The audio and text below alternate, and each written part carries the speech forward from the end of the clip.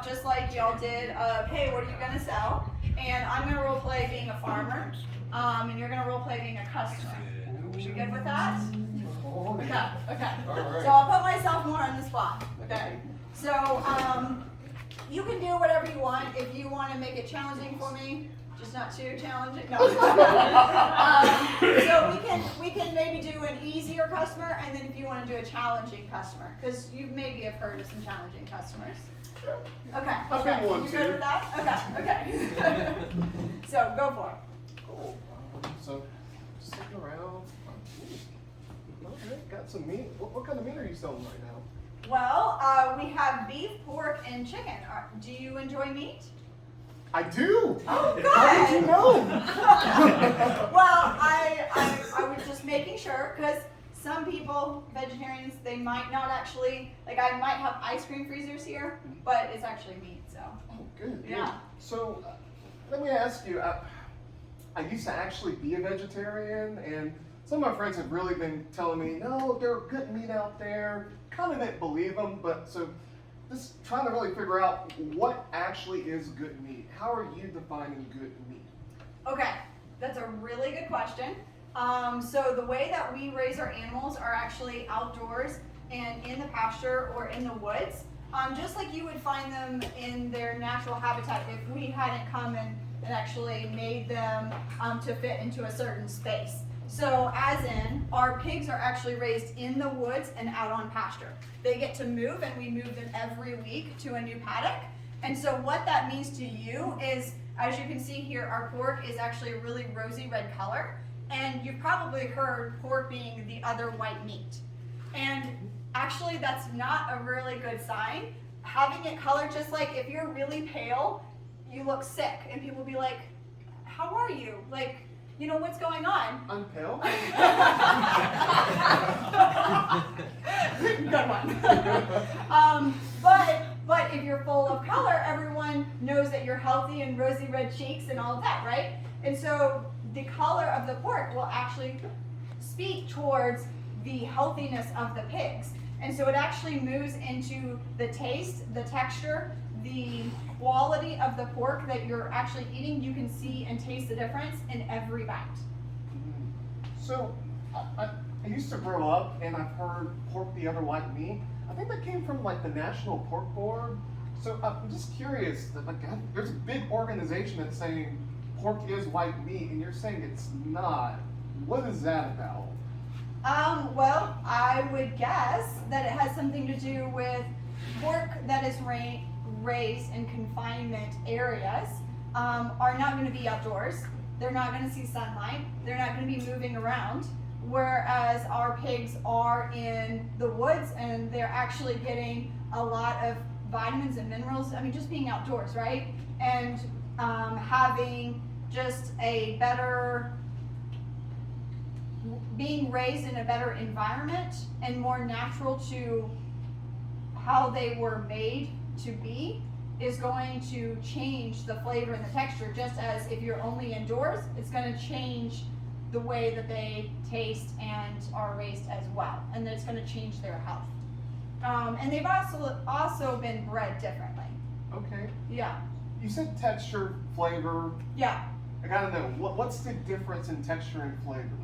Okay, so one of the things that we actually do with our sausage is we actually put in a bunch of actual meat, like ham and butt, and we grind that into our sausage.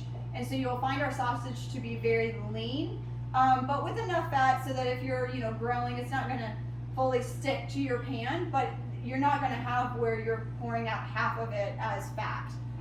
So it's actually a very lean, but it's very meaty. So think of ground beef, but ground pork. It's that same texture, that same amount of fat is in that sausage. It's actually probably going to be the best sausage you've ever tasted.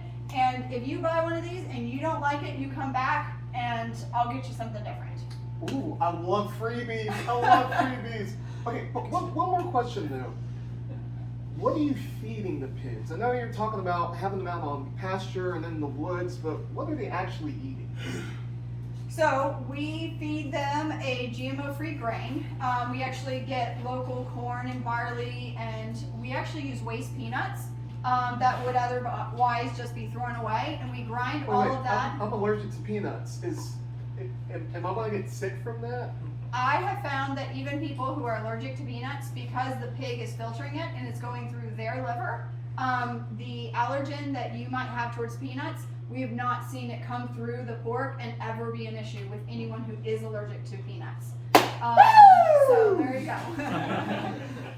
But here's the other cool thing with pigs, is that our pigs, we actually scatter seed down, which might be rye, barley, corn. It doesn't really, whatever's in season at the moment of grasses. And so we actually scatter that before we move them every week to a new paddock. They go through and actually stomp it in, or nose it in. And then about 6 months later, when they come back to that same paddock, the grass is about this high, and they mow it all down. Grass is this high? Yeah, many times. Isn't that bad? Why would grass need to be that high? It's a good thing. Okay. It's growing. Okay. Yeah. I've never heard of a farmer talking about, I guess, caring about the land. Why is that important to y'all?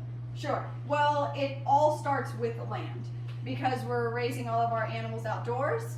It all starts with the quality of the grass, the quality of the soil that's underneath the grass, and that's actually going to create better land, better meat, and in the end is going to give you more nutrition in the meat that you eat from our farm. Wow. Wow, wow, wow, wow, wow. My last question is this. How much? Are you expensive? You cheap? But where are you at price range wise? So you're going to find us to be more expensive than Costco. But the good news is that you're going to get a, this is really cool. Do you have a minute? I want to tell you a story. I'm all ears. Okay. So one of our customers actually took a Boston butt, 10 pounds from our farm. I didn't know they were doing this. 10 pounds from our farm, 20 pounds from Costco, and actually put them both in the smoker and did cooked them both in the smoker, took it out, pulled it apart and everything. In the end, do you know, so they started with double the amount from Costco, only 50% from my farm. Do you know how much the end product almost came out to be? Have no idea. Almost even. Because our meat, with raising it outdoors, it actually tends to make the pork be more dense, and it actually has, it just holds up better than conventional raised, and so you actually kind of get more value per pound than you would from the conventional market. So you might think that you can't quite afford some of this, but it's actually interesting when you cook it and in the end product, you're actually going to be getting more nutritious and some of the similar weights that you were looking for to yield. Well, golly gee, I think I might just buy some of your pork. Cool. Guess what? What? You just earned yourself a free t-shirt.